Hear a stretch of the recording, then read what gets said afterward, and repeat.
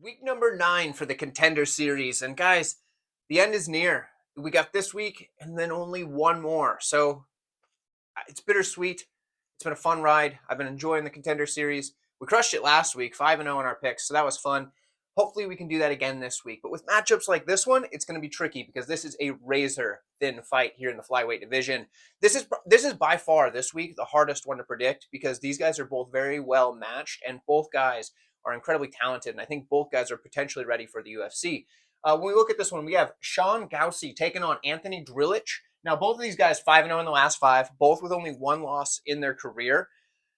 This is a tough one because when I watched each of their tape, I looked at it and said, "Oh man, this guy's probably going to win." And then I'm looking at the other guy's tape and I'm like, "Okay, well this guy's probably going to win." And it's like, "Oh wow, we're in a tough spot here. This is a good one." Both of these guys have clear paths. Both of these guys have a skill set that can win them fights at the UFC level as well as on the Contender series. So we're going to start with the Drilich side.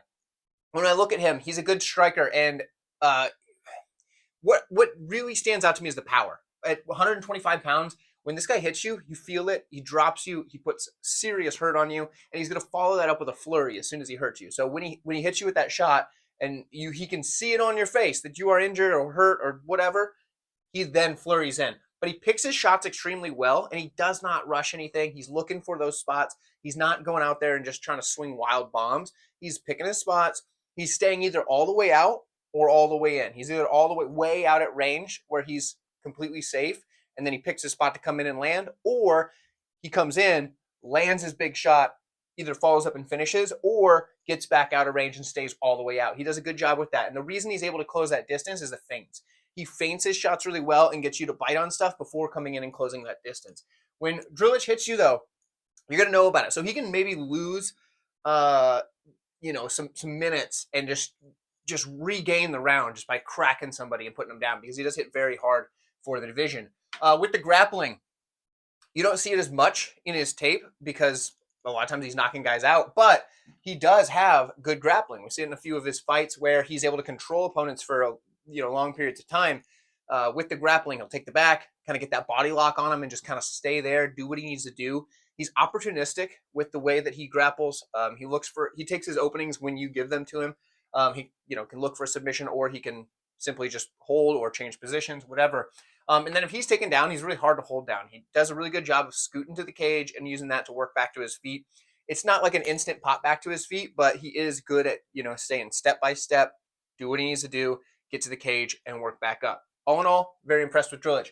On the other side, Gauci, very impressed with him as well. He's got good striking with good forward pressure, and he keeps the guard high. I love that for him in this spot because the power shots are going to be coming from Drilich. So if he can keep that guard up, at least he's not going to eat probably the first shot that comes his way, because a lot of times it takes a follow-up shot 2 or 3 down the road to be able to get through a high guard like that, especially because he's very disciplined in keeping his guard up. He's got a very powerful overhand. He's got power in his hands anyway, but that overhand is what seems to be cracking everybody. And I think it's because of the takedown threat, and we'll get to that in a moment. But he can get guys to bite on that and then hit him with that overhand, and that's what seems to be doing the job for him as far as his power shots. He has basic combinations. Now, when I say basic, I tell you this every single time. I don't mean that's not a negative. Basic combinations means he sticks to combinations that are, the tried and true combinations. He does things he doesn't get super flashy with his combos. He's sticking to the meat and potato style of combinations, and he does a good job with them, and that's a good thing, not a bad thing. But when I say basic, people think that's a bad thing because it can be in other contexts, but in this one it is not. Basic combinations is a good thing. Gauci has good basic combinations, and he uses those to great effect. In the grappling, he's got excellent takedown defense. This guy is very, very hard to take down. Now, he has been taken down before, but you got to really work for that. You have to get him at just the opportune time.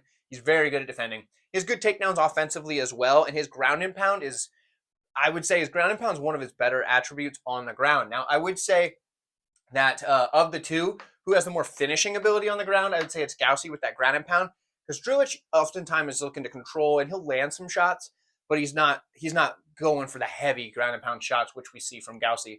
And the scrambles are there as well. I do think this is going to be an interesting matchup wherever this fight takes place. Now, ultimately for me, I decided to say, okay, both guys can get a finish.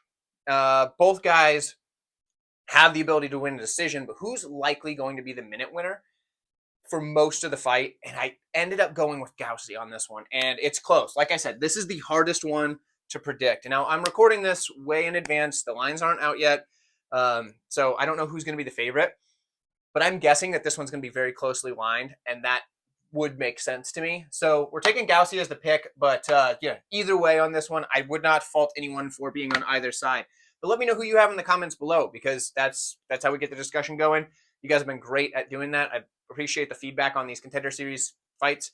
Also, like the video while you're down there, and if you haven't already, check out the rest of the videos in this playlist. It will be popping up on screen if it has not already, and I will see you guys there.